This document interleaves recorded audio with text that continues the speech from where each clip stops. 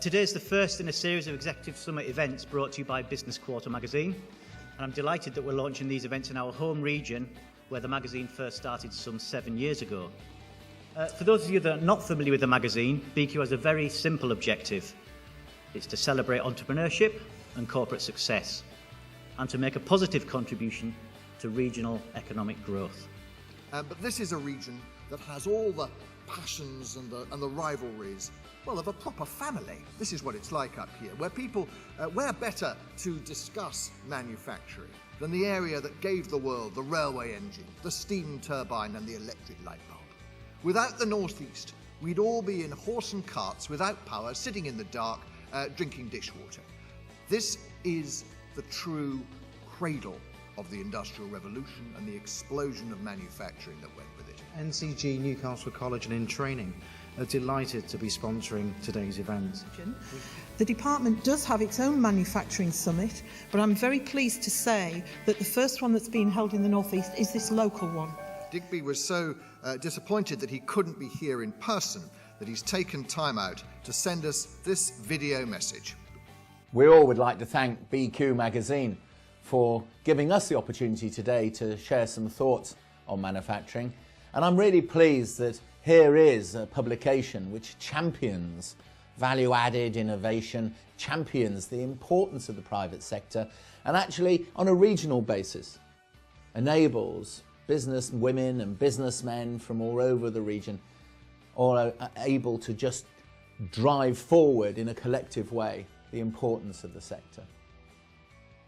Ask the questions that are difficult, insist on answers, and go from this place and never again meet a politician of any party where you don't say, what are you doing for manufacturing? What are you doing for wealth creation? What are you doing to enable people to succeed? And then make sure that you take your workforce with you, you take your suppliers, your customers, everybody you affect by your actions, so they're walking down the same path. Pull it off, our kids will say thank you. Fail, they'll never forgive us. Have a good day.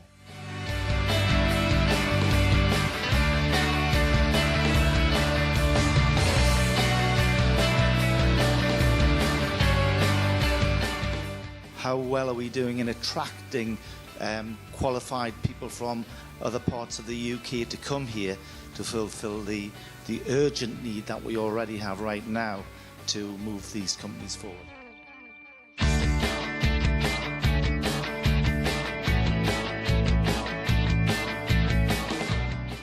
I said before that we've got an ambitious route development programme, and in addition to that, in addition to new routes, we'll see growth on existing routes.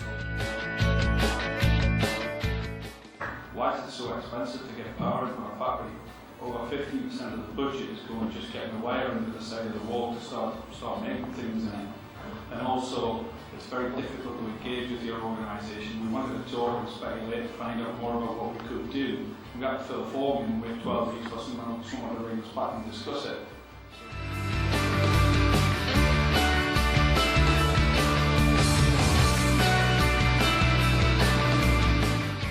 We actually built 75% of the rings that are off the North Sea coast, here in the North East. And of course, actually, a large part of our transport infrastructure to Aberdeen is, and I always have to be careful, I've got my teeth into this one, short sea shipping.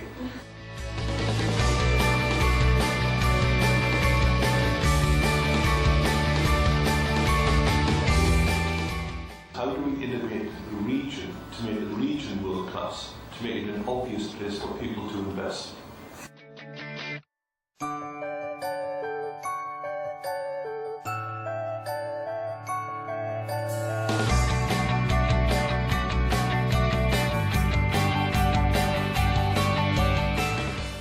I think that we can thoroughly applaud is this one. Actually, I think this was a terrific day. I hope you agree that we actually managed to get the right number of people together in a room, and there was some really good energy, and I think some really good ideas that emerged, and also a sense that we weren't just talking into an open space. Actually, there was something tangible that's going to come out of this.